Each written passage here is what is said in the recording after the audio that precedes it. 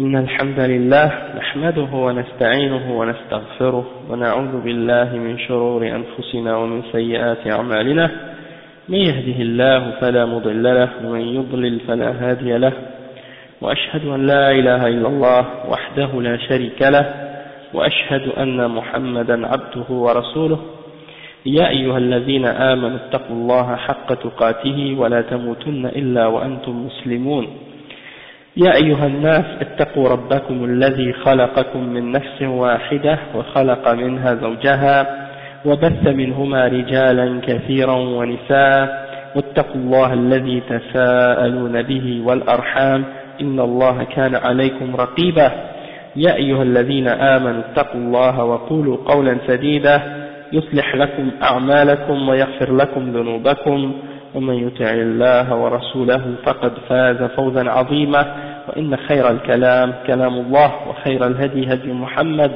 صلى الله عليه وسلم وإن شر الأمور محدثاتها وكل محدثة بدعة وكل بدعة ضلالة وكل ضلالة في النار.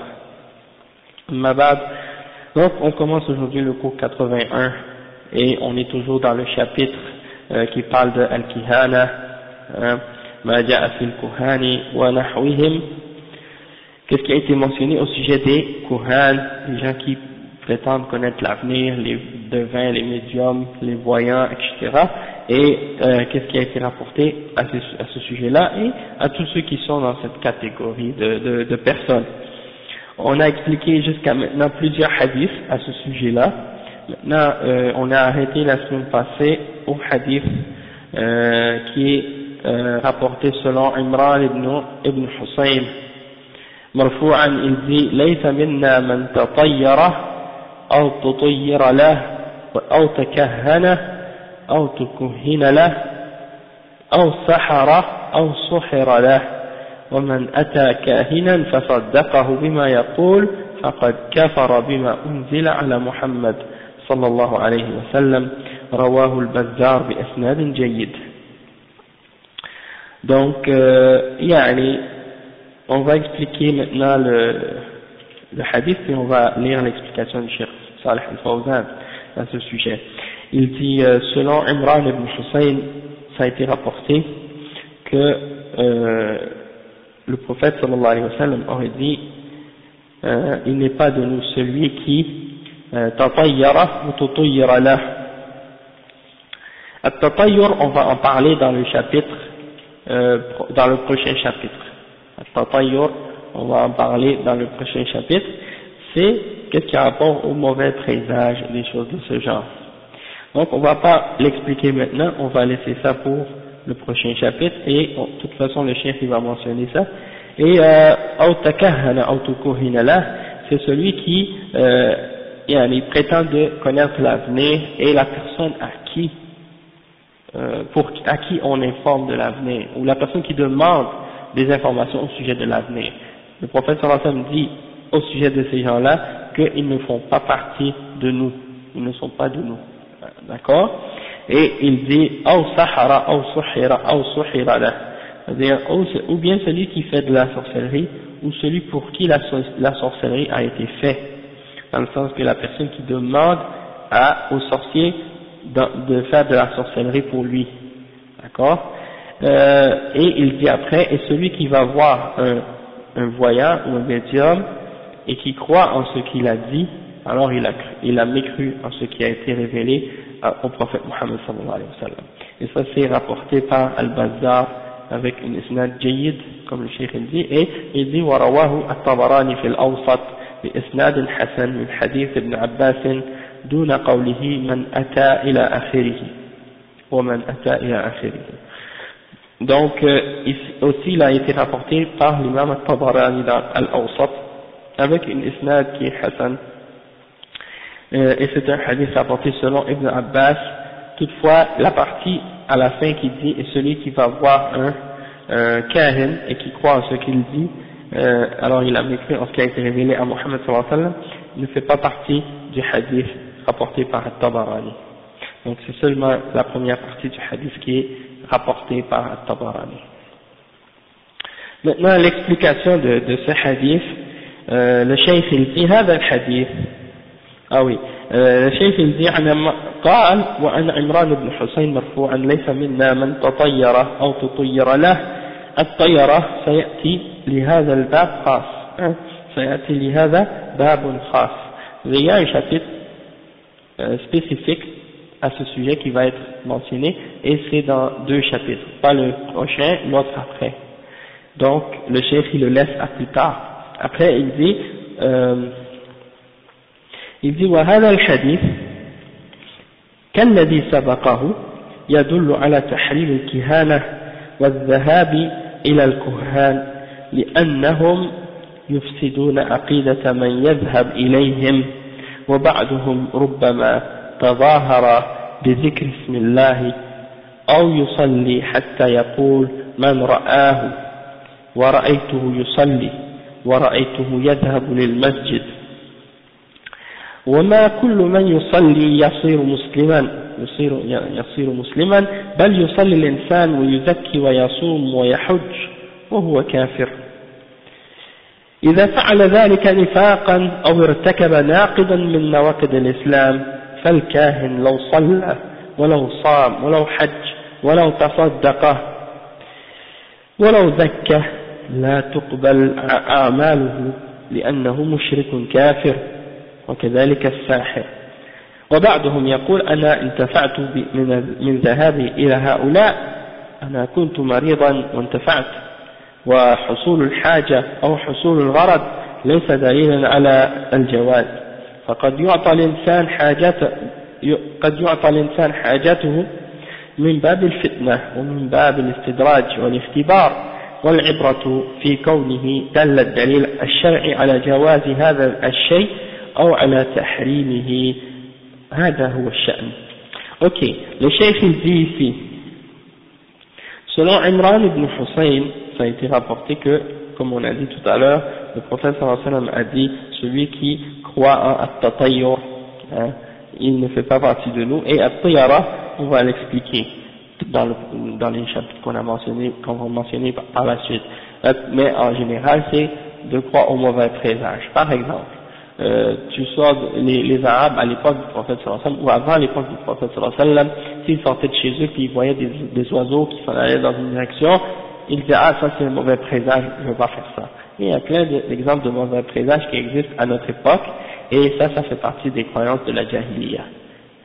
Donc ça on va en parler comme on l'a dit plus tard. Après le cheikh explique la suite, il dit et ce hadith est semblable à celui qui a précédé, et il indique l'interdiction de qu'est-ce qui a rapport avec la voyance et tout ce qui a rapport avec le fait de dire la bonne aventure ou des trucs de ce genre.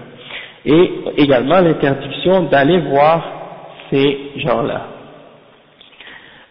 Parce qu'ils corrompent la croyance de ceux qui vont vers eux. Et parfois, certains d'entre eux vont même montrer qu'ils mentionnent le nom d'Allah subhanahu wa ta'ala, ou même qu'ils font la salat. Donc les personnes qui vont les voir en apparence, ils vont dire ah ça c'est des gens pieux, ou ce sont des gens qui vont à la mosquée, et ça en fait c'est juste une couverture, c'est une image qu'ils se donnent pour cacher en même temps leur kufr et leur mécréance. Et il y a des gens même comme ça à Montréal qui sont des gens qui soi-disant font de la voyance, ou qui prétendent être des gens qui disent la bonne aventure ou des marabouts, et qui font des trucs de ce genre, des sorcelleries et d'autres choses de ce genre, et malgré tout, tu les vois assister à la Jumu'ah, assister à Salat al-Tarawih, assister aux prières à la mosquée, et alors qu'en réalité, c'est des gens qui font des formes de voyance et des trucs de ce genre. Donc, il y en a à Montréal de ces gens-là, de la Mauritanie et d'autres pays.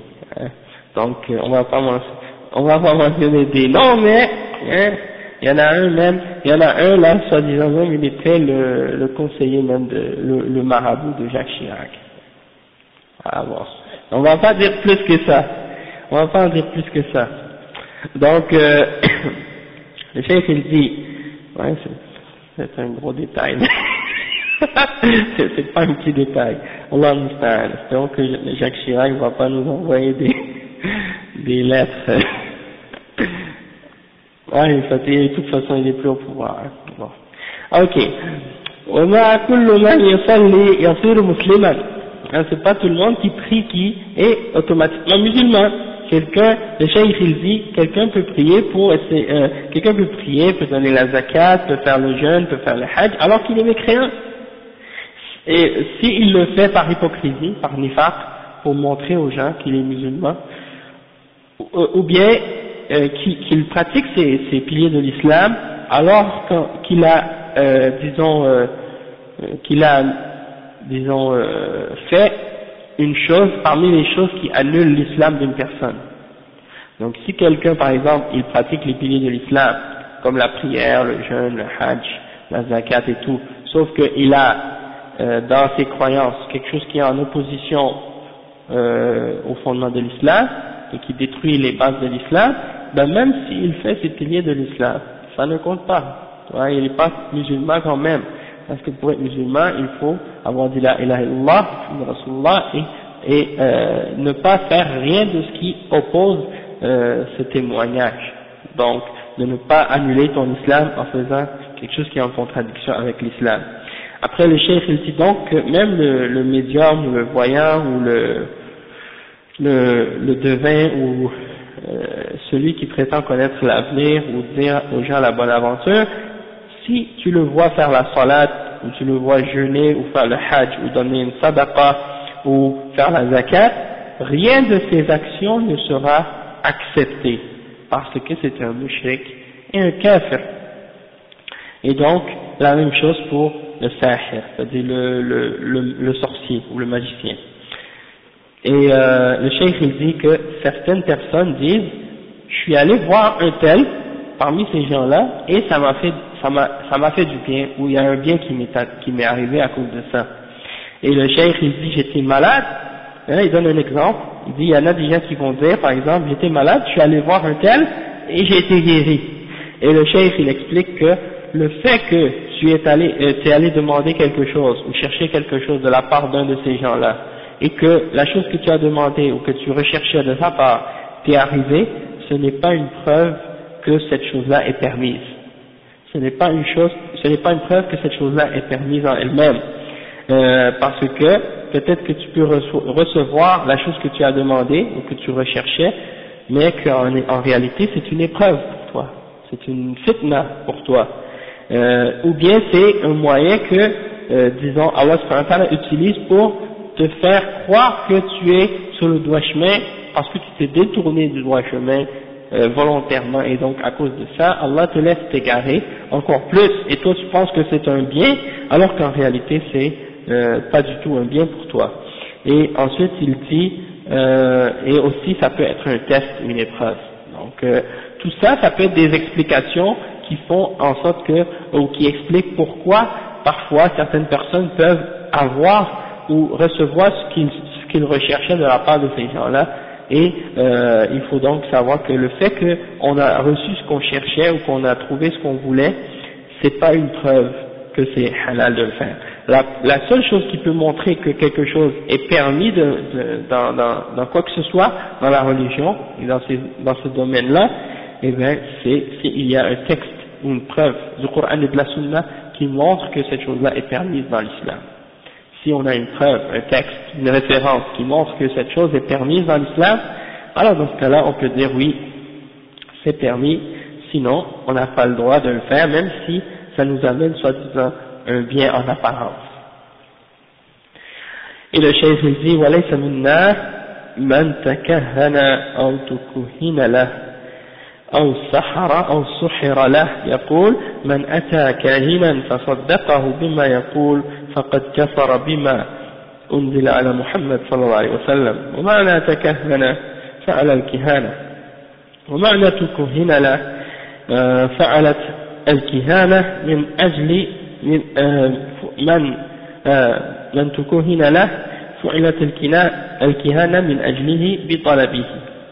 Le cheikh dit que le prophète sallallahu alayhi wa sallam, il a dit donc que celui qui qui prétend connaître l'avenir ou qui informe les autres personnes de l'avenir, ou la personne qui vient demander les informations au sujet de l'avenir, ou la personne qui fait de la sorcellerie, ou qui demande au sorcier de faire de la sorcellerie pour lui, eh ben, le cheikh explique que ces gens-là ne font pas partie de nous, comme le prophète sallallahu alayhi wa sallam le dit, et celui qui va voir un voyant et qui croit en ce qu'il dit, eh bien, il a cru en ce qui a été révélé au prophète Muhammad sallallahu alayhi wa sallam, et il explique que c'est ça que ça signifie. Man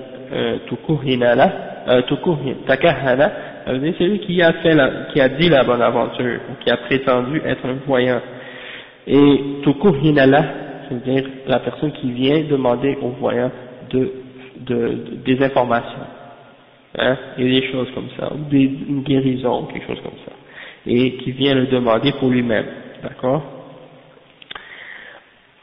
Ok, فمن ذهب إلى الكهان فله حالتان.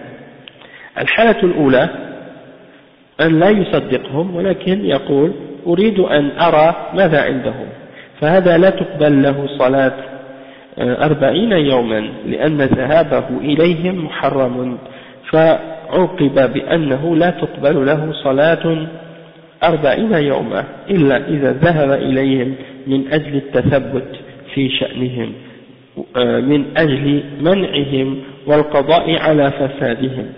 أما إذا صدقهم فقد كفر بما أنزل على محمد صلى الله عليه وسلم، فهو لا يرجع سالما أبدا مما يدل على تحريم الذهاب إلى الكهان والمشعوذين والدجالين. Le cheikh explique ici donc, et bien entendu il y a des répétitions dans certains des chapitres, on voit que le cheikh il insiste parfois, il revient plusieurs fois sur le même point et le même principe, et en fait c'est juste pour mettre plus d'emphase et plus d'importance encore sur le sujet, pour, disons, que ça rentre encore plus fort ou plus profondément dans nos cœurs et dans nos esprits et dans notre mémoire.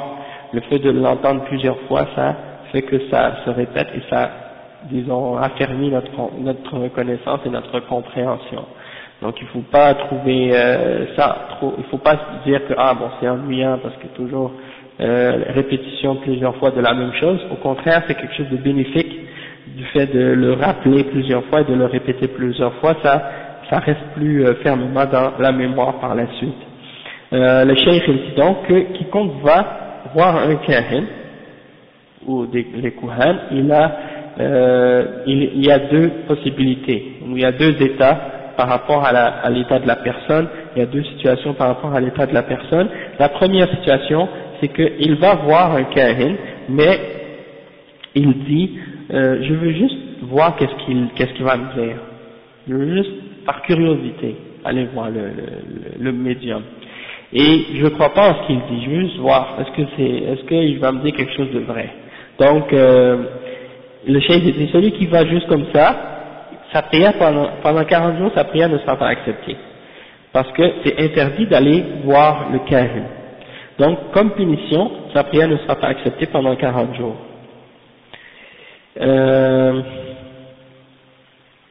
Sauf s'il s'en va les voir dans le but de confirmer que c'est des médiums et qu'ils prétendent connaître l'avenir, pour les interdire et pour les empêcher de faire ces choses-là. Dans le sens que si par exemple c'est quelqu'un qui a une autorité ou quelque chose de ce genre, ou bien si quelqu'un par exemple dit bon, il y a une telle personne qui fait ce genre de choses, alors on va aller pour confirmer ça.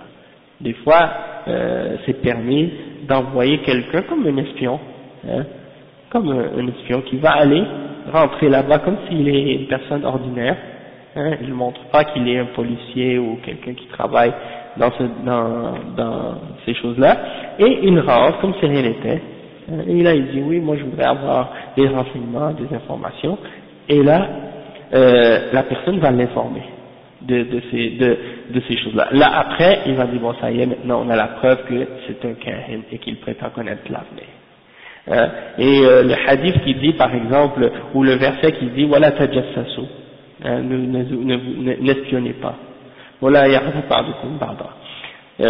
Cheikh Al-Fawzan il explique que dans un des durus qu'il a donné que n'espionnez pas, qu'est-ce que ça veut dire? ça veut dire de ne pas s'espionner les uns les autres, excepté si il y a un bienfait là-dedans, dans le sens que la personne, elle, est en train de faire de la corruption. Il y a dans certains pays musulmans des gens qui font des péchés, mais bien entendu c'est caché. Hein.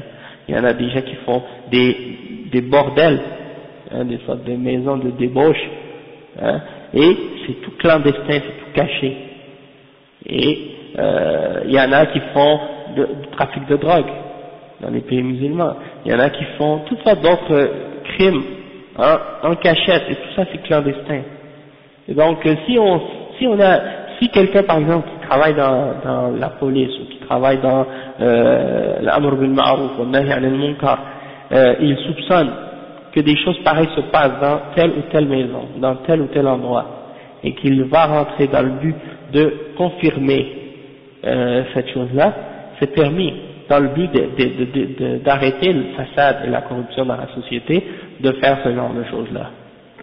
D'accord? Donc, il y a des gens qui pensent que c'est interdit complètement. Non, ça dépend. Ça dépend du contexte, ça dépend de la situation, et ça dépend de quelle catégorie. Ouais, là, le prophète sallallahu alayhi wa sallam a expliqué les 3 cas dans lesquels on peut mentir. Dans le temps de guerre, pour réconcilier 2 frères, et pour quand on ment à sa femme. Ouais, c'est ça. Si par exemple, ça risque, hein, si elle me dit, est-ce que tu me trouves belle, puis tu vas lui répondre, non, il y a une plus belle que toi, ou des trucs comme ça. Non. Ou bien, est-ce que c'est moi ta femme préférée? Et t'as 2-3 femmes, et elle te dit, est-ce que c'est moi ta femme préférée? Ben, tu vas pas lui répondre d'une façon qu'elle va se fâcher contre toi, donc. Ou est-ce que c'est bon la nourriture? Oui, c'est très bon, Inch'Allah. Ouais, c'est ça. Donc, en tout cas, ça c'est des exemples. Mais c'est juste pour dire que, il y en a qui utilisent ce hadith-là comme en temps de guerre ou des trucs comme ça, ils appliquent ça même dans des situations où on n'est même pas en guerre. Et ça c'est pas, bien entendu, c'est pas valable. La guerre, c'est pas les individus qui la déclarent, c'est les dirigeants qui la déclarent, la guerre. C'est pas des groupes ou des individus dans la société musulmane ou non musulmane. Hein. Même au Canada, si un Canadien dans la rue là, il dit moi je déclare la guerre aux États-Unis, c'est pas lui qui décide. Hein. C'est le gouvernement canadien qui doit décider ça. Les autorités. Hein. Eux ils pensent que les groupes musulmans ils pensent qu'un individu peut décider contre qui on déclare la guerre, puis on a le droit de mentir, puis on a le droit de tromper, tricher. Qui a dit ça? De quel islam ils ont pris ça? Hein, ça c'est les Khawarij qui font ça. Donc ça c'est très important de le savoir. Après il dit أما إذا ذهب oui. Après il dit أما إذا صدقهم فقد كفر بما أنزل على محمد. Si la personne a cru en ce que ces médiums prétendent, alors il a mécru en ce qui a été révélé sur le prophète Mohammed sallallahu alayhi wa sallam. Et donc, dans un cas pareil, hein, il ne reviendra jamais en bon état. Hein. Et donc, c'est-à-dire, quand il revient de chez le médium, il ne va pas être en bonne foi et dans une bonne état, parce qu'il a cru en ce que cette personne-là a dit, et donc, il a mécru en la religion. Et donc, ça montre l'interdiction d'aller voir les médiums, les charlatans et les gens qui prétendent de faire de la magie, de la sorcellerie ou des choses de ce genre. أما إذا صدقهم فقد كفر بما أنزل على محمد صلى الله عليه وسلم فهو لا يرجع سالما أبدا مما يدل على تحريم الذهاب إلى الكهان والمشعوذين والدجالين كما نأتي. وقوله روى الطبراني في الأوسط بإسناد حسن من حديث ابن عباس، أي روى الطبراني هذا الحديث الذي رواه عمران بن حسين من حديث ابن عباس دون قوله من أتى ومن أتى إلى آخره، يعني روى منه أوله بإسناد حسن، فهو يؤكد رواية البزار عن عمران بن حسين. Ok. Donc le cheikh, c'est ça ce qu'il dit, qu'il y a une autre narration qui... Ah oui, puis avant il dit ورواه البزار بإسناد حسن. البزار هو أبو بكر أحمد البزار صاحب المسند المعروف بمسند البزار، وهو إمام جليل توفى على رأس القرن الثالث رحمه الله، ومسنده يعرف عند العلماء بمسند البزار. Ok. Ce hadith est rapporté par un des ulama qui s'appelle Al-Bazzar et son nom c'est Abu Bakr Ahmad Al-Bazzar, et il a une musnad qui s'appelle Musnad Al-Bazzar, et c'est un grand imam.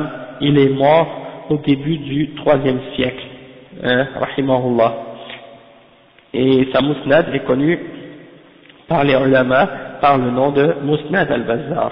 Et le même hadith a été rapporté par l'imam Al-Tabarani selon Ibn Abbas, excepté que le hadith de Al-Tabarani, comme on a dit tout à l'heure, il n'y a pas la dernière partie, que celui qui va voir un voyant et qui croit en ce qu'il dit. Bon, cette partie-là n'est pas mentionnée dans sa narration du hadith.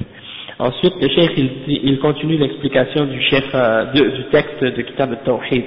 Le cheikh Mohammed ibn Abdul Wahhab il dit قال البغوي العراف الذي يدعي معرفة الأمور بمقدمات يستدل بها على المسروق ومكان الضالة ونحو ذلك، وقيل هو الكاهن، والكاهن هو الذي يخبر عن المغيبات في المستقبل، وقيل الذي يخبر عما في الضمير.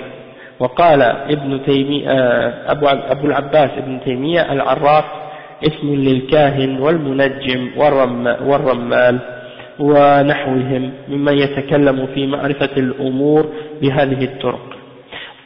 Ok. Cheikh il dit que l'imam al-Baghawi il a dit que Al-Arraf c'est celui qui prétend connaître les choses qui ont été volées ou les endroits où les choses perdues se trouvent en utilisant des moyens ou certaines choses qu'il utilise comme preuve ou comme indication de l'endroit où se trouvent ces choses-là. Et il mentionne par la suite, il dit, et il a été dit également que le kahin c'est le arraf, et il dit que le kahin c'est celui qui informe au sujet des choses de l'avenir, et on dit aussi que c'est celui qui informe au sujet de ce qui est à l'intérieur des cœurs, c'est-à-dire il prétend connaître ce qui est dans le cœur des gens. Et le cheikh Ibn Taymiyyah, Abu al-Abbas Ibn Taymiyyah, il dit qu'Al-Arraf c'est un nom qui comprend plusieurs catégories de personnes: le kahin, le munajjim et Ar-Ramman. Et toute personne qui parle de ces choses-là, de ces façons-là, c'est-à-dire Al-Kahin, Al-Arraf c'est le Kahin, celui qui est un médium ou un voyant ou quelqu'un qui prétend connaître l'avenir. C'est aussi l'astrologue, celui qui prétend connaître le destin des gens par rapport à l'astrologie et les étoiles et les constellations et les signes zodiaques. Et Ar-Rammal c'est celui qui essaie ou qui prétend connaître l'avenir en se basant sur qu'est-ce qu'il écrit dans le sable, d'accord, et des trucs de ce genre. Donc toute personne qui parle de ces choses-là, de ces façons-là, ou de d'autres manières, bon, il rentre dans la définition du terme al-arraf. Et donc le Cheikh Al-Fawzan il explique ça, il dit ثم ذكر الشيخ رحمه الله تفسير هذه الألفاظ التي وردت في هذا الباب نقلا عن البغوي، وهو الإمام الحافظ الجليل محيي السنة الحسين بن مسعود البغوي نسبة إلى بغ من بلد المشرق، لأنها من حرفين، فإذا نسب اسم من حرفين تزاد فيه واو فيقال بغوي مثلا. وهو إمام جليل سلفي العقيدة له مؤلفات جليلة، منها تفسير البغوي المطبوع المعروف المتداول، وهو يشبه تفسير ابن كثير في التحقيق والأصالة وسلامة العقيدة، إلا أنه أخصر من تفسير ابن كثير. ومنها شرح السنة الذي يتكون من حوالي 14 مجلد وقد طبع والحمد لله. ومنها مصابيح السنة التي رتبها وزاد عليها التبريزي في كتاب مشكاة المصابيح، فهو إمام جليل رحمه الله، وهو من أئمة الشافعية، ويلقب بمحيي السنة لأنه إمام مجدد رحمه الله. Donc le cheikh il dit qu'il a été rapporté également dans le tafsir dans ce chapitre-là, c'est-à-dire le cheikh Mohammed Abdul Wahhab, il a rapporté ou mentionné l'explication des termes qui sont utilisés dans ce chapitre dans les hadiths, comme par exemple Al-Arraf et Al-Kahin, qu'est-ce que ça signifie, et pour définir ces termes-là, l'imam il mentionne les paroles de l'imam Al-Baghawi, et l'imam Al-Baghawi c'est un des grands imams, un hafiz, un des gens qui a fait revivre la sunna à son époque, qui s'appelle Al-Hussein ibn Mas'ud Al-Baghawi, et il vient d'une ville qui s'appelle Bar, et c'est pour ça qu'on l'appelle Baghawi. C'est une ville en Orient, et étant donné qu'elle est composée de 2 lettres, Bar, donc lorsqu'on attribue cette ville-là, on dit que quelqu'un vient de cette ville, on rajoute un waw, parce que quand il y a 2 lettres seulement, on rajoute le waw, ça devient Baghawi. Et donc ça veut dire qu'il vient de la ville qui s'appelle Bar. Et c'est un grand imam, et il a une aqidah salafiyya, c'est-à-dire que dans sa aqidah c'est un salafi, et il a de nombreux ouvrages et de nombreux livres qu'il a écrits. Parmi les livres qu'il a écrits, il a un tafsir qui a été publié, qui est en vente, qui est très connu, Tafsir al-Baghawi, et c'est un tafsir qui ressemble beaucoup au tafsir de l'imam Ibn Kathir, dans son style et dans sa manière de ramener les preuves et les informations, et il n'a pas d'erreur dans le sens de l'aqida, il n'y a pas de contradiction à la aqida des salaf dedans. En principe, c'est un tafsir salafi, et comme celui de l'imam Ibn Kathir. Et donc, c'est un bon tafsir, un parmi les bons tafsirs, toutefois, il est plus résumé et plus court que celui de l'imam Ibn Kathir. Ibn Kathir rentre plus en détail, il mentionne plus de choses, tandis que Al-Baghawi, il est plus résumé. Il a également un autre livre qui s'appelle Sharh al-Sunnah, un livre qui s'appelle Sharh al-Sunnah et qui est publié actuellement en 14 volumes. En 14 volumes, et il est disponible dans les librairies dans les pays musulmans, ce livre-là. Et parmi les livres qu'il a aussi, il y a un livre qui s'appelle Masabih al-Sunnah, et il a été mis en ordre, et on a ajouté même à ce livre-là, et c'est le livre de At-Tabrizi qu'on appelle Mishkat al-Masabih. Donc ça c'est, disons, le livre de l'imam al-Baghawi c'est Masabih al-Sunnah, et le livre de At-Tabrizi, l'imam At-Tabrizi c'est Mishkat al-Masabih.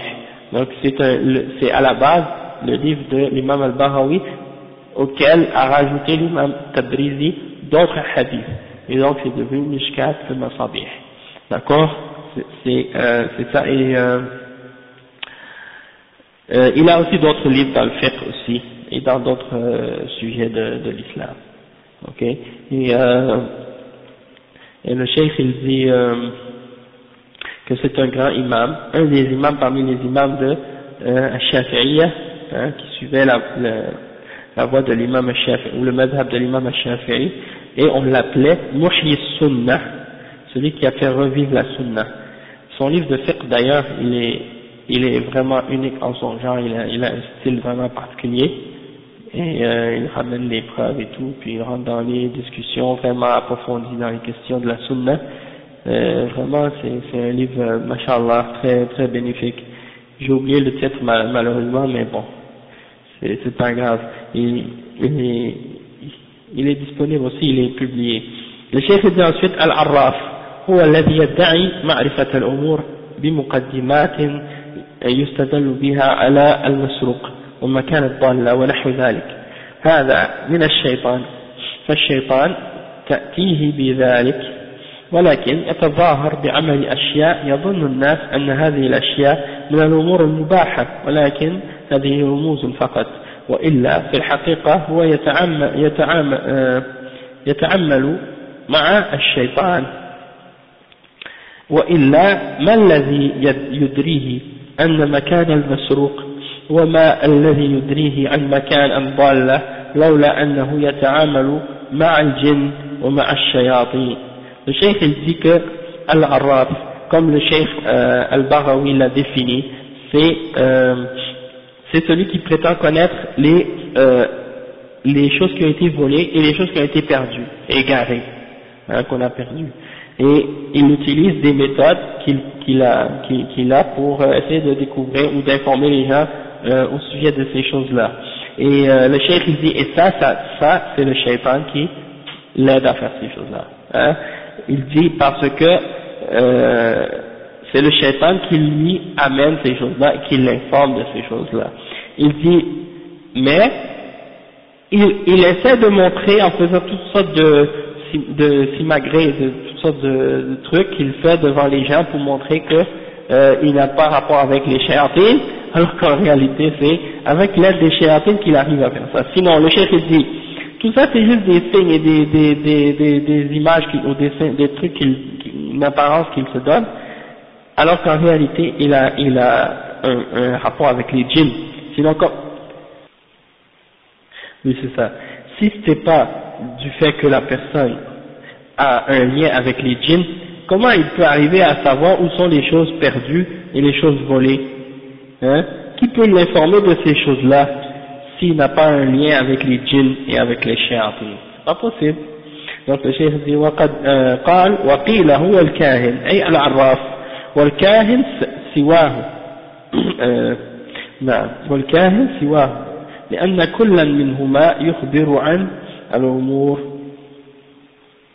أو سواه والكاهن سواه لأن كلا منهما يخبر عن الأمور الغائبة بواسطة الشياطين فكلهم عملاء للشياطين وإن اختلفوا في الاسم هذا عراف وهذا كاهن فالمعنى واحد والمهنة واحدة وهي ادعاء علم الغيب وإن اختلف اللفظ.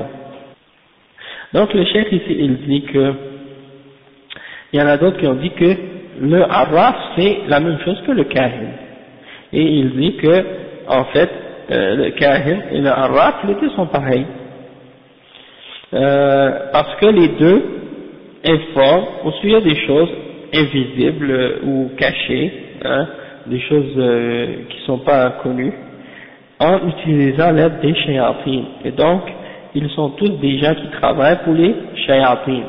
Et même s'ils diffèrent ou ils sont différents dans les appellations ou les noms qu'on leur donne, à la base ils font tous la même chose.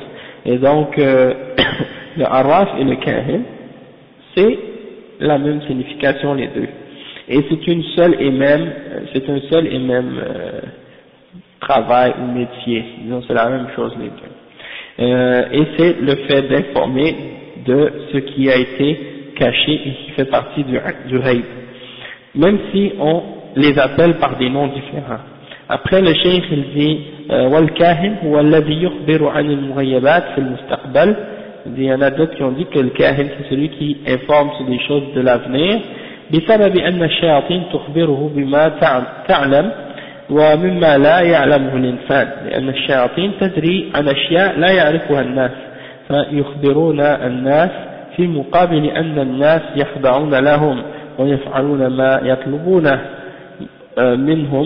يطلبونه منهم من الشرك والكفر بالله عز وجل ويتقربون إليهم فإذا تقرب الإنس إلى الجن بما يريد قدمه الجن بما يطلبه من الأمور الغائبة.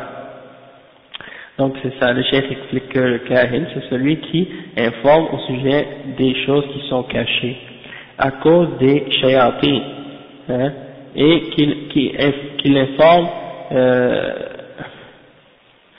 les shayatines l'informent de certaines choses que les hommes ne peuvent pas connaître, parce que les diables arrivent à connaître des choses que les hommes ne connaissent pas, hein, de différentes façons, du fait qu'ils ont des capacités que les êtres humains n'ont pas, hein, et donc ils informent certaines personnes de certaines choses en échange de leur soumission à eux.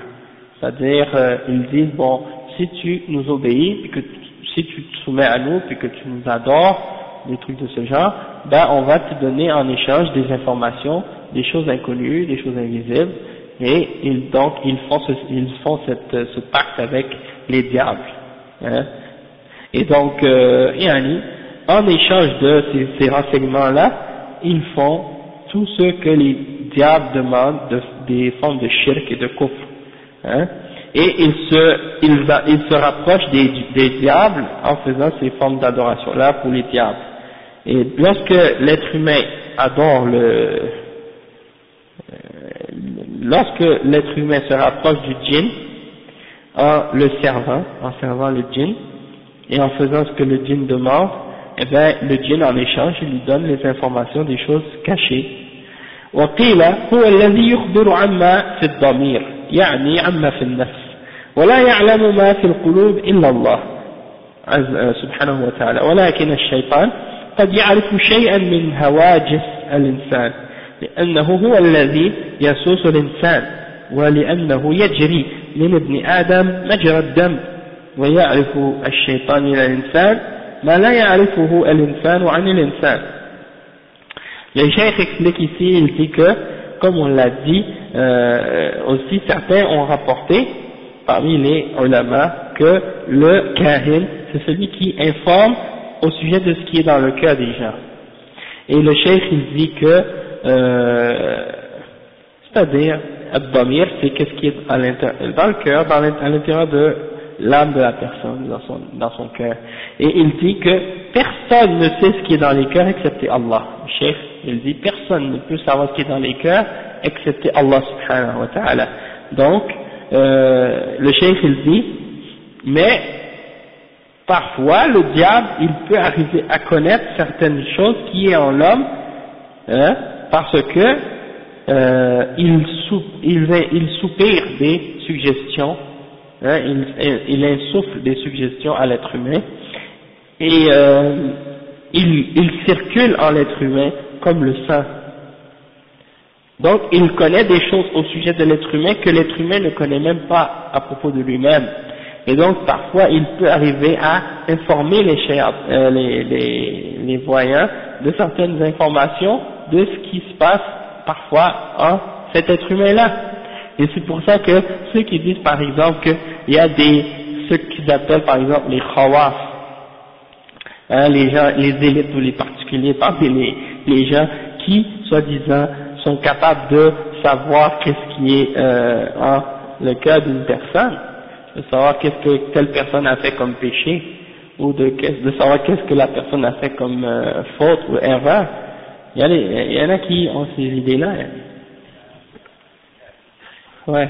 Comme le frère qui est allé comme tu dis, attends, lui c'est un non-musulman, il est allé voir un spectacle de magicien, et ce magicien-là, il disait, il y a dans la salle quelqu'un qui a un tatou à tel endroit, puis il y a quelqu'un dans la salle, il s'est marié telle date et tout, et ça arrivait, hein, c'était vrai. Donc c'est comme le frère dit, ça c'est les diables qui informent ce magicien-là de ces choses-là. Sinon, comme tu l'as dit à ce gars-là, tu lui as dit, mais sinon, comment il fait pour le savoir? C'est quoi l'explication logique et scientifique? Hein? Mais là, il faut aller loin, là, pour faire tout ça. Et puis, ils n'ont pas accès à ça, exactement. Donc ça, d'essayer de rentrer dans les informations privées et personnelles des gens pour essayer de savoir ces choses-là, ça, ce serait vraiment pas si simple que ce que ces gens-là prétendent pour arriver à savoir. Il y en a qui s'est arrangé. Peut-être qu'avant le spectacle, ils se sont arrangés avec les personnes pour dire, bon, moi je vais dire que telle personne a ça, et là vous allez vous lever et vous allez dire oui je l'ai, alors qu'ils sont arrangés avec le magicien et ils le savaient déjà avant le spectacle, ils se connaissent. Mais c'est fait de façon à montrer qu'il n'y avait aucun lien entre les deux. Ça c'est une possibilité, mais aussi une autre possibilité que vraiment il a rapport avec les djinns et les shayatin et qu'il aide des diables pour faire ces affaires-là. Oui, c'est ça. Il peut le dire à un autre diable. Exactement, ouais. C'est ça. Exactement. Donc s'il y a un diable qui suit toujours un autre, hein, donc c'est ça, il y a des soufis qui croient ça, que le cheikh, le wali, ou le cheikh soufi, il voit ce que tu as dans ton cœur, sans même que tu parles. Si tu rentres, il sait que tu n'as pas fait la prière de Fajr. Il sait que tu as fait tel ou tel péché.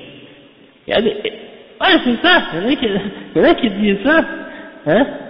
Ouais, c'est ça, parce que j'ai envoyé une certaine citation, je te laisse envoyer, ouais, non, mais je l'ai pas envoyé à tout le monde, j'ai envoyé à certaines personnes, mais je vais te les envoyer, Inch'Allah. Donc, attends, où est-ce qu'on était? Ah oui. Donc, ça c'est des exemples. Personne ne peut savoir qu'est-ce qui est dans ton cœur, quel péché t'as fait ou des trucs comme ça. Ça c'est Allah subhanahu wa ta'ala qui peut le savoir seulement. Hein, donc,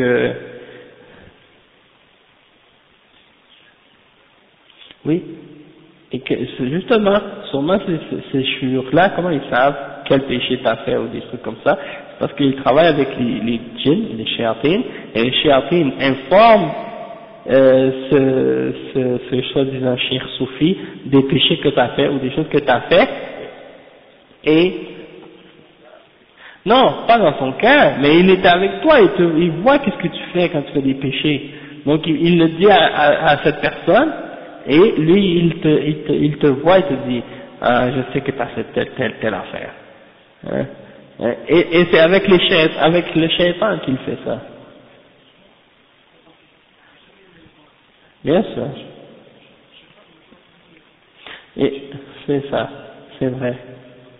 C'est vrai, souvent les devins ils parlent du passé comme tu dis. Mais quand ils parlent de l'avenir, il va dire des choses mélangées avec des mensonges et des vrais. Et dans le passé, bon, les shayatines, ils peuvent lui dire des choses du passé à ton sujet et des trucs comme ça.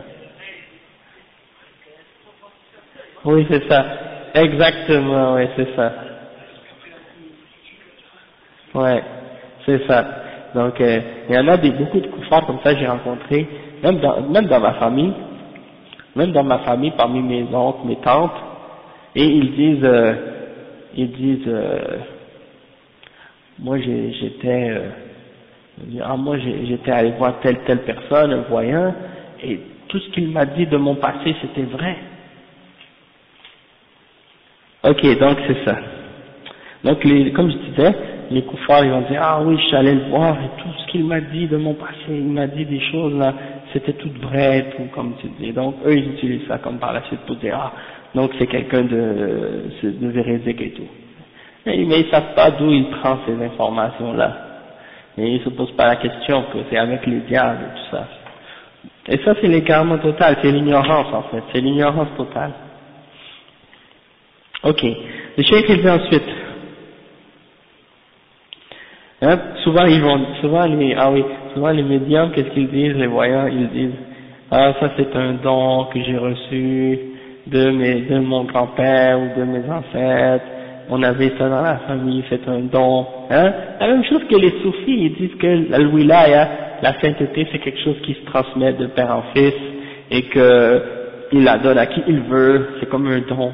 Ils ont tous cette notion-là de don, là, ou des trucs comme ça, alors que c'est pas un don, c'est un pacte avec le diable qu'ils font. Ok, donc,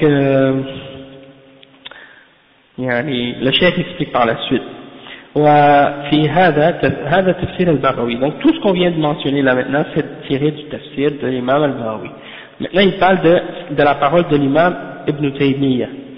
Il dit que قال ابن تيمية أبو العباس ابن تيمية أبو العباس هذه كنيته وليس له ابن اسمه العباس لأنه لم يتزوج رحمه الله ولكن يجوز أن الإنسان يكنى بأبي فلان ولو لم يكن له ابن وهو أحمد بن عبد الحليم ابن عبد السلام ابن تيمية شيخ الإسلام الإمام المجدد المشهور الذي نفع الله بعلومه ولا يزال نفعه مستمرا ولله الحمد وكتبه لا تزال موضع تنافس طلاب العلم للحصول عليها والاطلاع عليها وهذا مما كتبه الله من الكرامة لهذا العالم الجليل لصدق نيته وإخلاصه وجهاده في سبيل الله عز وجل وصبره واحتسابه.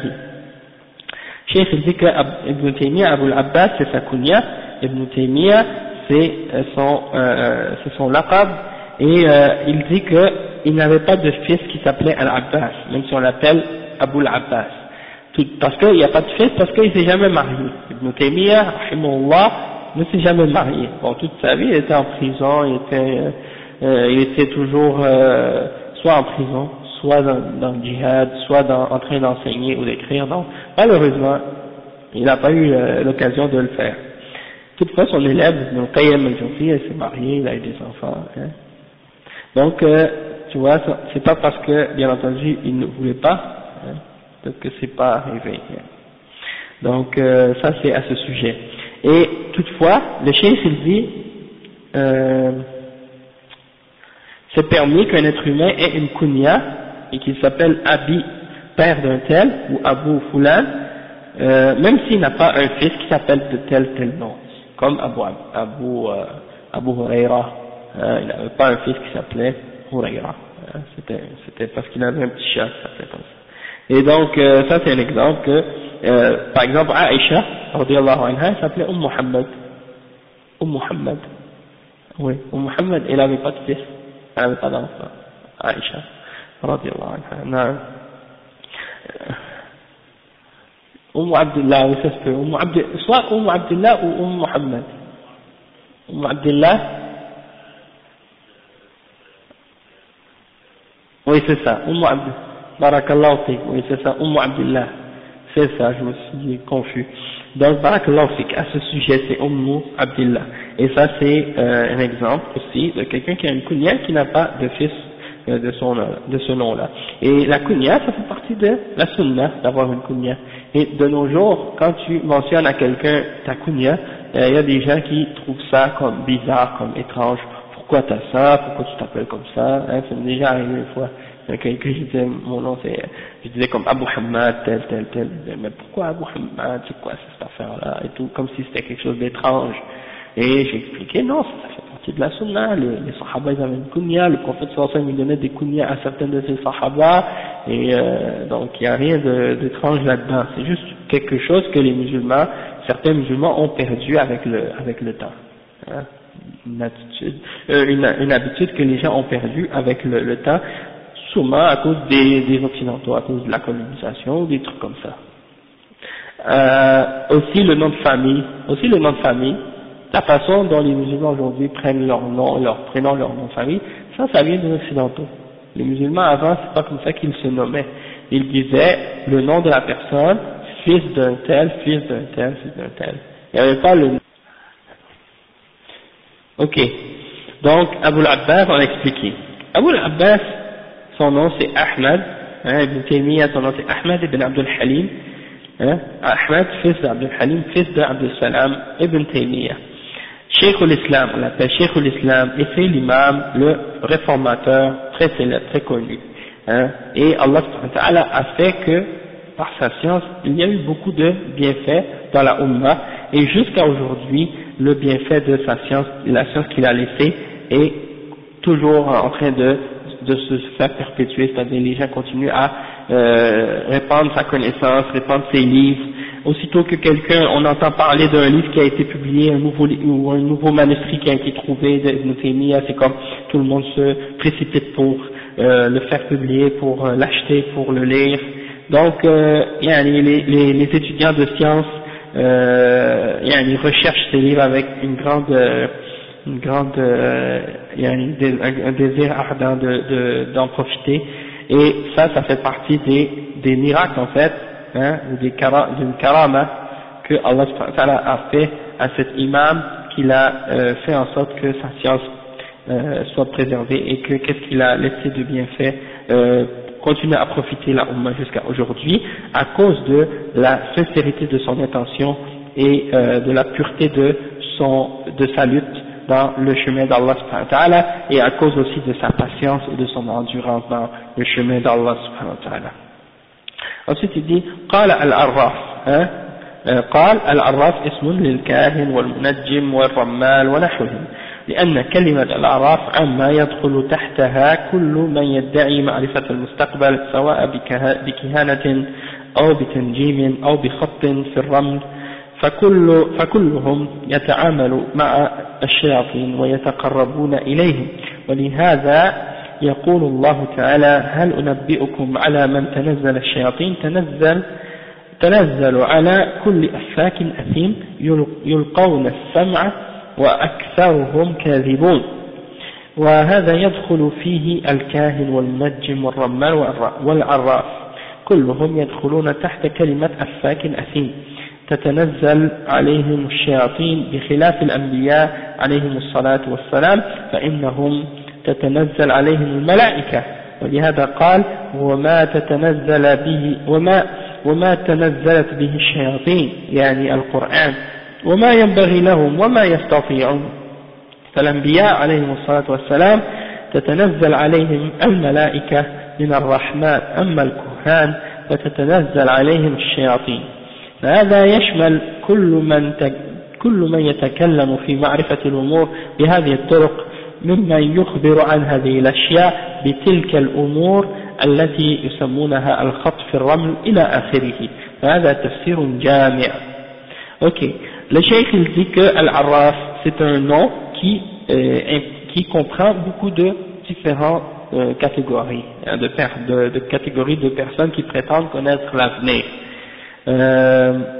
Comme par exemple le mot kahin, le mot munajjim, kahin, celui qui est un voyant, un médium, al-munajjim, l'astrologue, celui qui lit les étoiles, les constellations, ar-rammal, celui qui lit qui écrit dans le sable pour connaître l'avenir. C'est donc une parole qui est générale. Al-Arraf, c'est un nom qui implique toutes ces catégories de personnes, comme on l'a dit tout à l'heure. Et toute personne qui prétend connaître l'avenir, peu importe que ce soit par la voyance ou que ce soit par l'astrologie ou par le fait qu'il fait des signes dans le sable ou autre chose.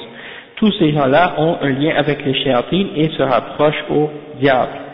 Et c'est pour ça que Allah subhanahu wa ta'ala dit dans Surat Al-Shu'ara, le verset 221 jusqu'à 223, il dit: est-ce qu'on va on va vous informer sur qui descend les diables? Ils descendent sur tous les menteurs et pécheurs, les grands menteurs et les grands pécheurs, ceux qui inventent des mensonges et qui sont des pécheurs. Ils prêtent l'oreille et la plupart d'entre eux sont des menteurs. Ils prêtent l'oreille, la plupart d'entre eux sont des menteurs. Donc ça c'est au sujet des diseurs de bonne aventure. Et Allah subhanahu wa ta'ala nous dit que les diables descendent sur eux. Les diables descendent sur eux pour leur donner des informations. Donc c'est des gens qui ont rapport avec les diables. Et ce sont des menteurs et des grands pécheurs. Ensuite le cheikh dit donc que tous ces gens-là rentrent dans cette catégorie de personnes sur qui les diables descendent. C'est-à-dire les gens qui sont des médiums, des voyants, des astrologues, ou des gens qui crient dans le sable, ou qui prétendent connaître l'avenir. Tous ces gens-là rentrent dans le terme, ou dans la description affak, asim. C'est-à-dire un grand menteur et un grand pécheur. Et c'est sur eux que descendent les diables. Il dit, contrairement aux prophètes, parce que les prophètes, qui descendent sur eux, ce sont les anges. Les prophètes, les anges descendent sur eux, contrairement à ceux-là. Et les diables ne peuvent pas descendre avec quelque chose semblable au Coran. Il dit, et ils ne peuvent pas, et ils ne sont pas capables de le faire. C'est pas possible pour eux, et ils ne seront pas capables de le faire, d'amener quoi que ce soit comme le Coran. Et les prophètes, que la paix et le salut d'Allah soit sur eux, les anges descendent sur eux, de la part d'Allah subhanahu wa ta'ala, le tout miséricordieux. Toutefois, comme on a dit, les gens qui prétendent connaître l'avenir, c'est les diables qui descendent sur eux. Et donc, donc, Al-Arraf, c'est toute personne qui prétend connaître ou avoir une connaissance de ces choses-là dont on a parlé, en utilisant ces méthodes qu'on a expliquées, soit en écrivant dans le sable ou les autres exemples. Donc ça c'est une explication générale globale de ce terme-là. أما اختلاف الوسائل هذا يستعمل كذا وهذا يستعمل كذا فلا عبرة بها لأن النتيجة هي ادعاء علم الغيب نتيجة واحدة. والذي يهمنا النتيجة والحكم، فالنتيجة الإخبار بعلم الغيب، وادعاء مشاركة الله سبحانه وتعالى في علم الغيب، والحكم أن كل هؤلاء كفرة لأنهم يدعون مشاركة الله تعالى في صفة من أعظم صفاته وهي علم الغيب. Donc le cheikh il dit que peut-être qu'on voit que les méthodes que ces gens-là utilisent sont différentes. Ils utilisent entre eux des méthodes différentes pour essayer de prétendre ou de dire l'avenir. Mais tout ça, c'est des choses qui n'ont pas d'importance en réalité, c'est-à-dire la différence entre eux, quelle méthode ils utilisent. Qu'est-ce qui est important? C'est le résultat. C'est-à-dire que ces gens-là prétendent connaître l'avenir. Et c'est tous le même, ils ont tous le même résultat. Le même objectif, c'est de dire, on connaît l'avenir. Donc, qu'est-ce qui est important? En fait, c'est ça. C'est le résultat et le verdict. Le résultat, c'est de dire qu'ils informent au sujet de l'avenir, et donc, en disant qu'ils connaissent le rêve, l'avenir ou les choses cachées, eh bien, ils sont en train de dire qu'ils sont partenaires avec Allah subhanahu wa ta'ala dans une de ses attributs, c'est-à-dire l'attribut de connaître l'invisible ou de connaître le rêve. Et ça, c'est shirk, parce que tu donnes à Allah des partenaires dans cet attribut-là, ok, et dans ce nom-là. Donc ça c'est shirk. Et c'est pas permis pour quelqu'un de dire qu'une créature connaît al-ghaib. Et dans le verdict de ces gens-là, c'est quoi? C'est que nous sommes des kuffars, parce qu'ils prétendent posséder une des attributs, parmi les plus grands attributs d'Allah subhanahu wa ta'ala. Donc ça c'est à ce sujet-là, ça c'est important de comprendre. Et le cheikh il dit, wa cheikh rahimahullah, قال الشيخ رحمه الله وقال ابن عباس في قوم يكتبون أبا جاد وينظرون في النجوم. أبا جاد المراد oui, ça c'est les paroles qui ont été mentionnées qui dit وقال ابن عباس في قوم يكتبون أبا جاد وينظرون في النجوم ما أرى من فعل ذلك له عند الله من خلق. Ok, ça c'est la dernière chose qui est mentionnée dans ce chapitre.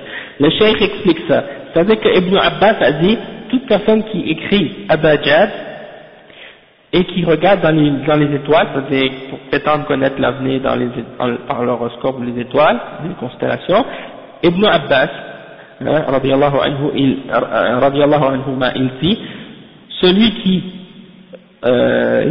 fait ces choses-là, je ne crois pas qu'il n'ait aucune part dans l'au-delà, auprès d'Allah. Donc, auprès d'Allah, il n'a aucune part dans l'au-delà. Donc, le cheikh, il explique maintenant qu'est-ce que ça veut dire cette parole-là de Ibn Abbas. Donc, الشيخ قال الشيخ رحمه الله قال ابن عباس في قوم يكتبون أبا جاد وينظرون في النجوم. أبا جاد المراد بها حروف الجمل، وهي التي هي أبجد هوز حطي وكلما إلى آخره، وهي حروف مقطعة يكتبونها لتمييز الجمل. والمشعوذ إذا كتب هذه الحروف قال يحدث كذا ويكون كذا، وهذه في الحقيقة طلاسم. وهؤلاء هو الذي قال فيهم عبد الله بن عباس رضي الله عنه ما أرى من فعل ذلك، أي كتب هذه الحروف ونظر في النجوم وأخبر أنه سيحدث كذا وكذا له عند الله من خلاق، أي ليس له نصيب من الجنة عند الله. ومعناه أنه كافر، لأن الذي ليس له عند الله من خلاق هو الكافر، كما قال تعالى في السحرة ولقد علموا لمن اشتراه ما له في الآخرة من خلاق. Donc ici le cheikh explique que la parole d'Ibn Abbas, que ceux qui écrivent Abajad et qui regardent dans les étoiles ou dans les constellations, ils n'ont aucune part dans l'au-delà avec Allah, ça il explique que Abajad c'est quoi? C'est des lettres alphabétiques. Et souvent on utilise ces lettres alphabétiques-là, de l'alphabet arabe, pour distinguer les différentes phrases. Quand on écrit un texte, par exemple, on va écrire par exemple alif, après ba, après jim, après dal, etc. Après ha, donc c'est pour distinguer les différents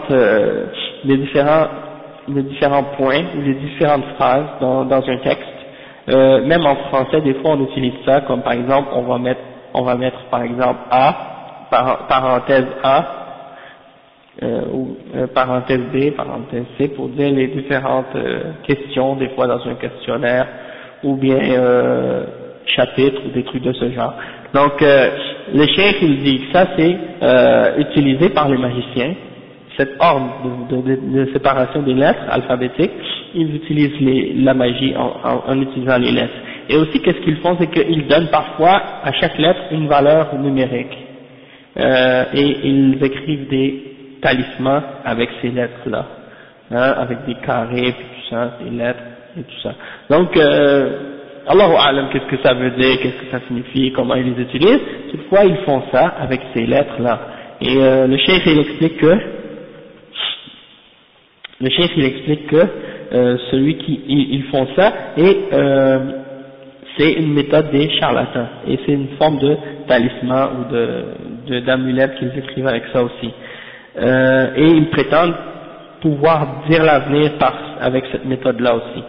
Le cheikh il dit que donc ceux dont Ibn Abbas a dit à leur sujet que il dit que celui qui regarde dans les étoiles et celui qui prétend savoir l'avenir avec les lettres alphabétiques et tout ça, il dit que donc ça veut dire que ces gens-là qui font ça, ils n'auront aucune part dans le paradis. Ça veut dire quoi? Ça veut dire qu'il est kafir. Parce que celui qui n'a pas de part dans le paradis, c'est le kafir. Comme Allah subhanahu wa ta'ala a dit au sujet des magiciens dans Surat al-Baqarah, et ils ont certes su avec certitude que celui qui apprenait la magie et utilisait la magie, il n'aurait aucune part dans l'au-delà. Donc ça veut dire ça. Après le cheikh il dit فهذا حكم عبد الله بن عباس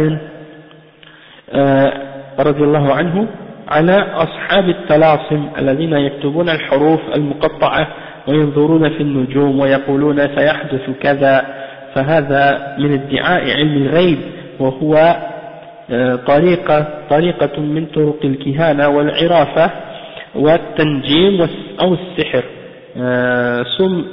سميها ما شئت، لا يهمنا الأسماء، الذي يهمنا النتيجة والحكم الشرعي. أما الذي يكتب حروف الجمل لتمييز الجمل فقط وهو تمييز الفقرات فهذا لا بأس به، مثلا الفقرة ألف، الفقرة باء، الفقرة جيم، الفقرة دال، هذا لا يدعي به علم الغيب، وإنما يريد ترتيب الجمل فقط. Le cheikh il dit que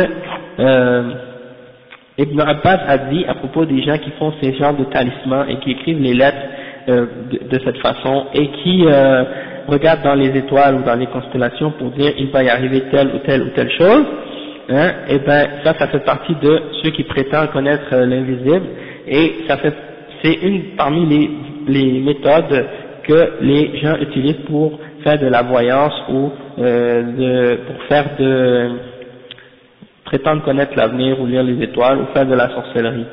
Il dit appelle-le comme tu veux, c'est pas important. L'important c'est pas les noms, l'important c'est le résultat et le verdict de la charia à ce sujet-là.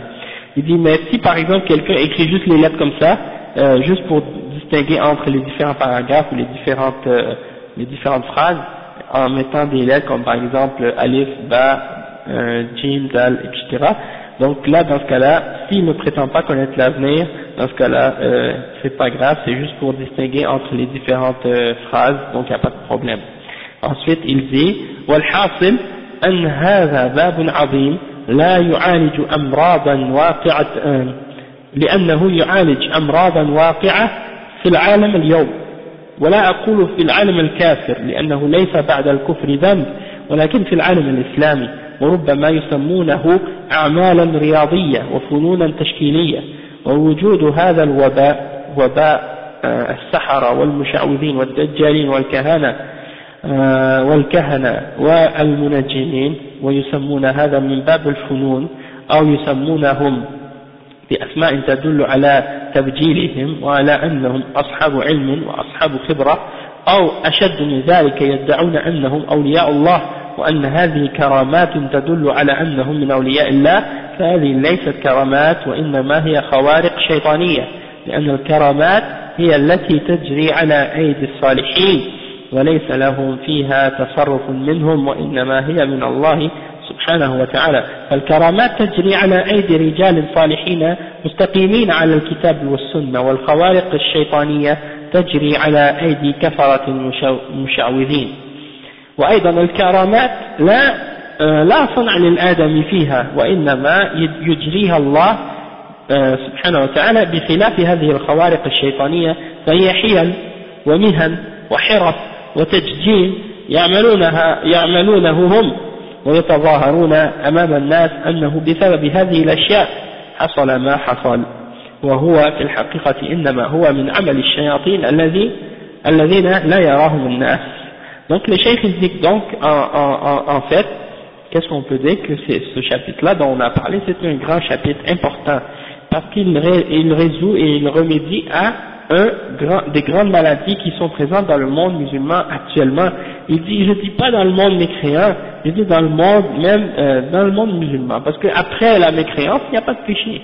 Hein? Après la mécréance, il n'y a pas de péché, parce que le plus grand péché, c'est la mécréance et le shirk. Donc après la mécréance, il n'y a plus de péché. Donc il dit, je dis pas que c'est juste dans le monde mécréant, mais même dans le monde musulman.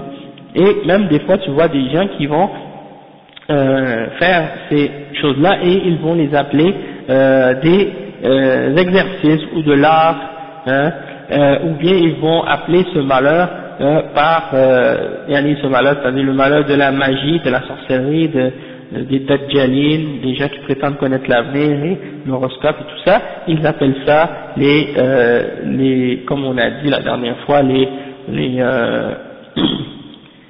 comment on disait, il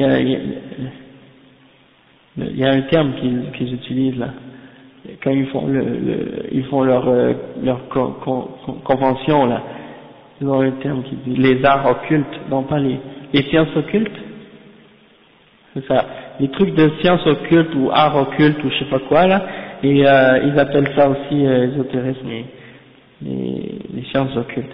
Donc tout ça c'est des exemples, comment ils appellent ça, et ils leur donnent toutes sortes de noms pour essayer de glorifier cette chose-là, puis de montrer aux gens que ces gens-là ont une science et une connaissance et une expérience, etc. Et même parfois encore pire que ça, ils se font appeler awliya Allah. Ils se font appeler comme si c'était des saints. Et le cheikh il dit que tout ça en réalité ce sont des karamats, ils disent que ce sont des karamats, c'est-à-dire ils disent que ce sont des miracles qu'ils font. Mais le cheikh il dit ils disent que, ah oui, surtout les soufis, ils disent que pour être un wali, il faut que tu fasses des miracles. Si tu fais pas de miracle, t'es pas un wali, t'es pas un saint, t'es pas rapproché d'Allah. Alors que c'est pas vrai du tout. Un wali, un rapproché d'Allah, c'est un musulman qui croit en Allah, qui craint Allah, qui fait ce qui est obligatoire, qui s'éloigne de ce qui est haram. C'est pas nécessaire que tu fasses un miracle quelconque. Et il y a plein parmi des sahaba et des hommes pieux qui n'ont pas fait de miracle et qui étaient parmi les plus rapprochés d'Allah et les plus proches d'Allah. Donc ça n'a rien à voir. De toute façon, pour eux, ils disent si tu es un wali, il faut que tu fasses des miracles. Et donc, ils utilisent n'importe quel moyen pour arriver à en faire, même en utilisant l'aide des diables et des shayatines. Après, ils disent ça c'est des miracles, alors que c'est pas vrai, c'est pas des miracles. Et quand ils font des trucs de ce genre, des trucs de sorcellerie ou de magie et des trucs comme ça, ils disent ah ça c'est la preuve que ce sont des awliya et des saints et des gens rapprochés d'Allah. Alors qu'en réalité ce ne sont pas des miracles, en fait c'est des tours et des ruses que le shaitan leur permet de faire et les aide à faire. Parce que le shaitan dit parce que la réalité des miracles, des karamats, comme on les appelle, eh bien, les pieux, les personnes pieuses qui les font, ils n'ont aucun choix dedans. C'est-à-dire, les miracles qui arrivent de la part des hommes pieux, c'est pas de leur propre gré que ces miracles-là se produisent. Ils n'ont rien à voir. Ils n'ont aucune décision ou choix dans ces miracles-là. Ça se passe à travers eux, ça arrive sans même qu'ils en aient le contrôle et le choix. D'accord? Et c'est Allah qui fait que ces miracles-là se produisent chez eux par sa permission à cause de leur piété. Hein? Et la preuve que ce sont des miracles, c'est que ceux qui les font sont des hommes pieux qui sont fermes et établis sur le Coran et sur la Sunna. Hein? Tandis que les gens qui sont en train de faire les trucs diaboliques, hein, et ben en réalité la plupart souvent c'est des kuffars et des sorciers qui prétendent qu'ils font des miracles, alors qu'en réalité c'est pas du tout des miracles, puisque la preuve que ce ne sont pas des miracles, que c'est des trucs diaboliques qu'ils font, c'est parce que tu les vois souvent qui contredisent même la charia et qu'ils font appel à toute forme de magie et des trucs de ce genre. Donc s'ils étaient des awliya, ils ne feraient pas ces choses-là et ils seraient des bons musulmans. Le cheikh il dit, comme on a dit tout à l'heure, les miracles et les karamats, la personne qui les fait les miracles parmi les êtres humains, il n'a aucun contrôle là-dessus. C'est pas lui qui décide. Et même on voit même dans le Coran, quand les mushrikines venaient voir le prophète sallallahu alayhi wa sallam, ils demandaient au prophète amène-nous telle chose, ou fais telle chose venir, ou fais telle chose arriver. Et le prophète sallallahu alayhi wa sallam, Allah il montre la réponse du prophète sallallahu alayhi wa sallam dans le Coran qui dit Qul innamal ayatu indallah, les signes, les miracles, c'est seulement Allah subhanahu wa ta'ala qui détient le pouvoir de les contrôler et de les faire apparaître et de les faire venir. Et ce n'est pas au pouvoir ou au contrôle du prophète lui-même. Tandis que ces shayatines-là, qu'est-ce qu'ils font? C'est des ruses et des tours, et ils le font devant les gens quand ils veulent. Hein? Et en plus, ils chargent beaucoup d'argent aux gens pour arriver à avoir leur service. Donc ça, c'est des trucs, c'est des signes que ce sont des shayatines.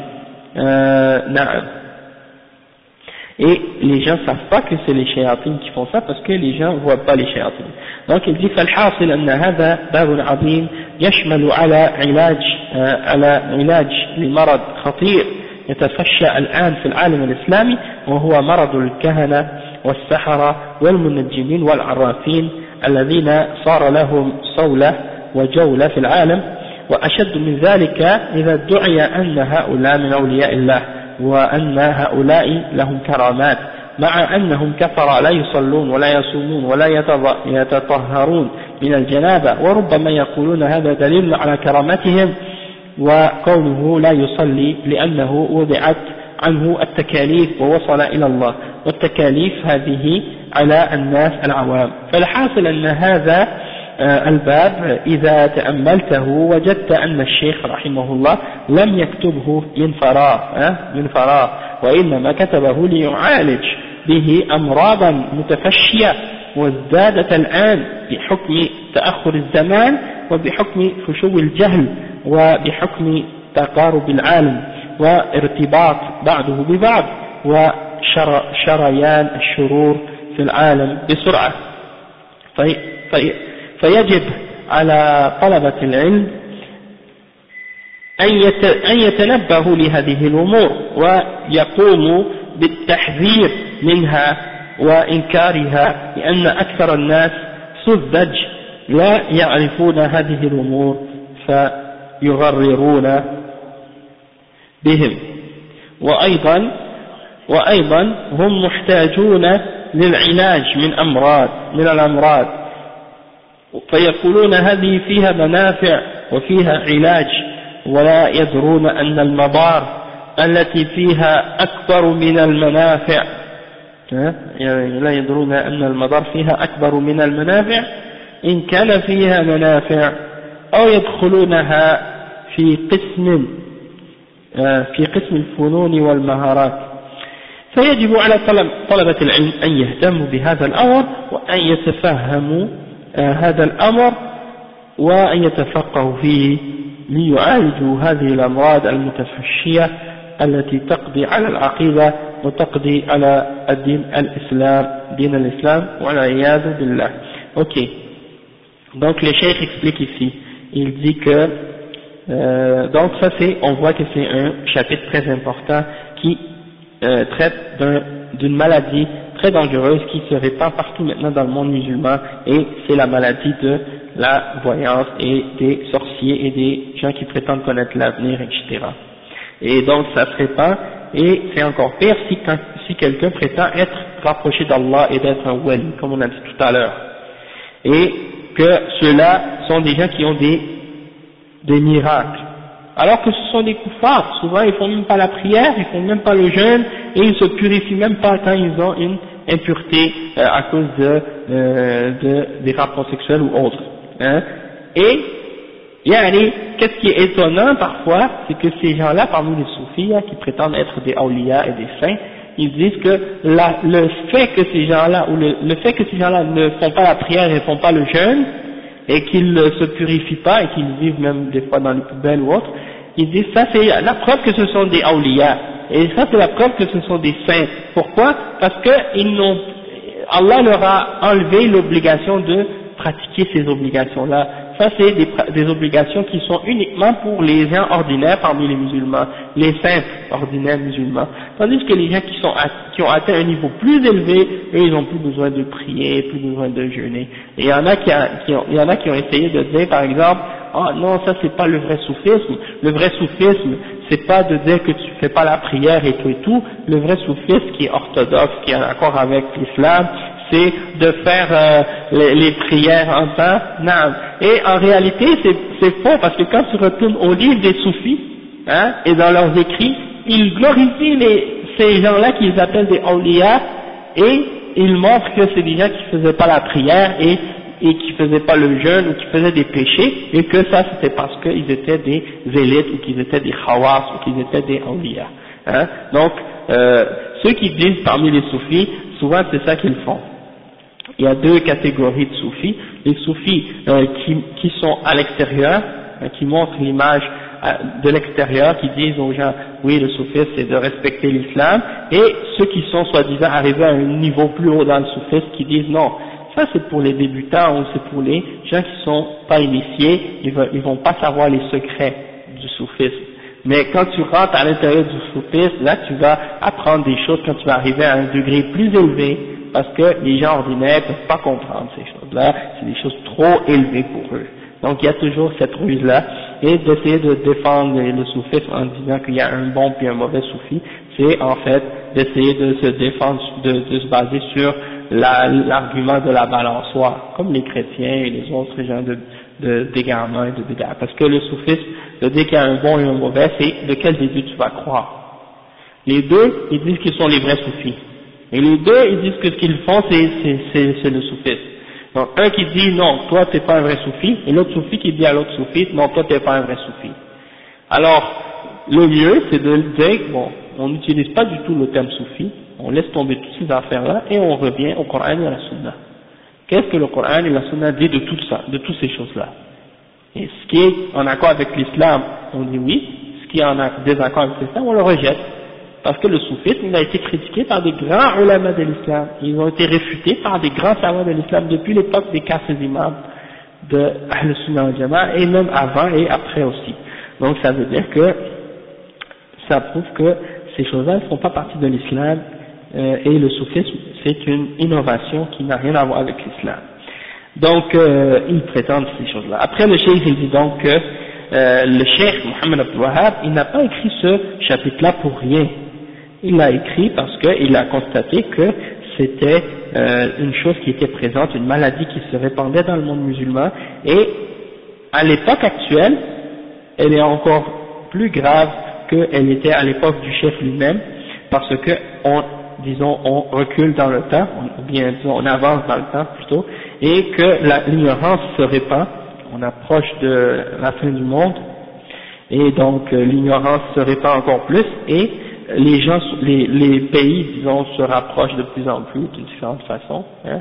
Comme on dit, le monde devient un petit village, et donc le mal se répand beaucoup plus facilement actuellement qu'avant.